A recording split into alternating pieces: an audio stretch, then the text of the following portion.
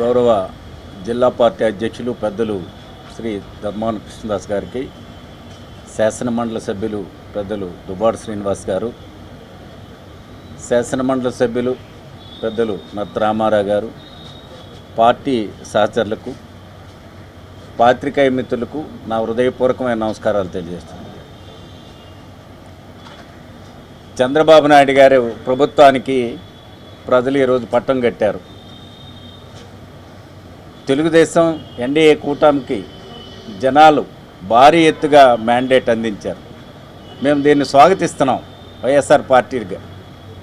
ఎందుకంటే ఈరోజు ప్రజలు పెద్ద ఎత్తున వాళ్ళ తాలగా కుతంత్ర నియంత్రిత ధోరణులకి, అబద్ధపు హామీలకి ప్రజలు పట్టం కట్టారు. కనుక వైఎస్ఆర్ పార్టీ ప్రతిపక్షంలో మా బాధ్యత మేము నిర్వర్తించడానికి కోసం ఎప్పుడూ ప్రజల పక్షాన పోరాటం చేయడానికి సంసిద్ధంగా ఉన్నాం.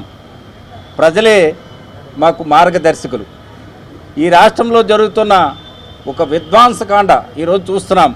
చంద్రబాబు నాయుడు గారు ఎప్పుడు చెప్తారు, ఆనాడు జగన్మోహన్ రెడ్డి గారు విధ్వంసకాండ చేశారని. మరి ఈనాడు తెలుగుదేశం పార్టీ ఏం చేస్తుంది? ఎక్కడ చూస్తే అరాచకాలు, దౌర్జన్యాలు, దాడులు చేయటం, వాళ్ళ మంత్రులు నేరుగా కార్యకర్తల్ని పసుబిళ్ళ పెట్టుకుని మీరు కార్యాలయాలకు వెళ్ళి అధికారులపై దాడులు చేయండి అని చెప్పి ఉసిగొల్పడం, అరాచకాలు మీరే సృష్టించండి అని చెప్పి హోంమంత్రి అనిత లాంటి వాళ్ళు ఈరోజు నేరుగా మాట్లాడడం. ఈ రాష్ట్రంలో అసలు ఏం జరుగుతుంది?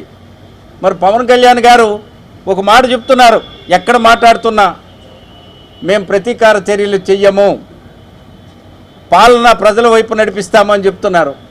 మరి ఇవన్నీ పవన్ కళ్యాణ్ గారికి కనిపించట్లేదా? చంద్రబాబు నాయుడు గారు, తెలుగుదేశం నాయకులు, మంత్రులు చేస్తున్న ఈ వ్యాఖ్యలు వాళ్ళకి వినిపించట్లేదా? పవన్ కళ్యాణ్ గారు, మీకు అసలు ఈ రాష్ట్రంలో ఏం జరుగుతుంది? మీడియా సంస్థలు నియంత్రించారు. ఛానల్ని మీరు వచ్చి అధికారంలోకి వచ్చి రావటమే ఆపేశారు.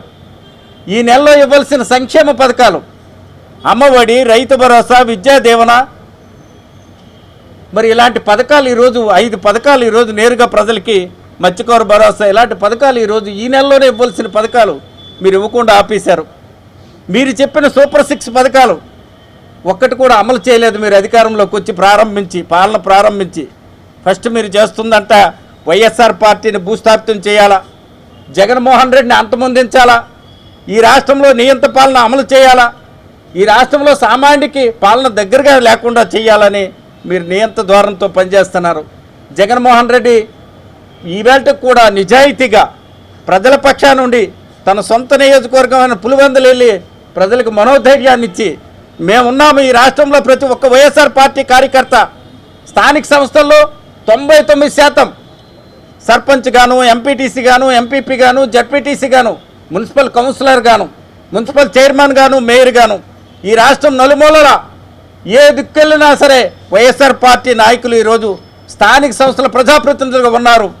మేము మీకు అండగా ఉంటామని చెప్పి భరోసా ఇస్తూ పేదవాళ్ళ పక్షాన గడిచిన 5 సంవత్సరాలు ఆయన చేసిన పాలన భారతదేశంలో ఏ రాష్ట్రంలో ఏ రాజకీయ పార్టీ చేయని విధంగా సంక్షేమ పాలన అందించి పేదవాడికి నేరుగా సంక్షేమాన్ని అందించిన మహానాయకుడు జగన్మోహన్ రెడ్డి.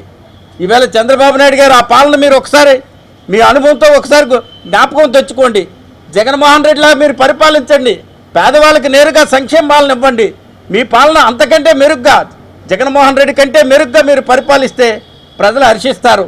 ఇలాంటి ఒంటెత్తు పోకడలతో ఇష్టారాజ్యంగా వైఎస్ఆర్ పార్టీని అంతమొందించడానికి, ఈ రాష్ట్రంలో ఉన్న వైఎస్ఆర్ పార్టీ కట్టుకున్న కార్యాలయాలన్నీ తుదిముట్టించడానికి కోసం నువ్వు చేస్తున్న ఈ ప్రయత్నాన్ని ధీటుగా ఎదుర్కొంటాము.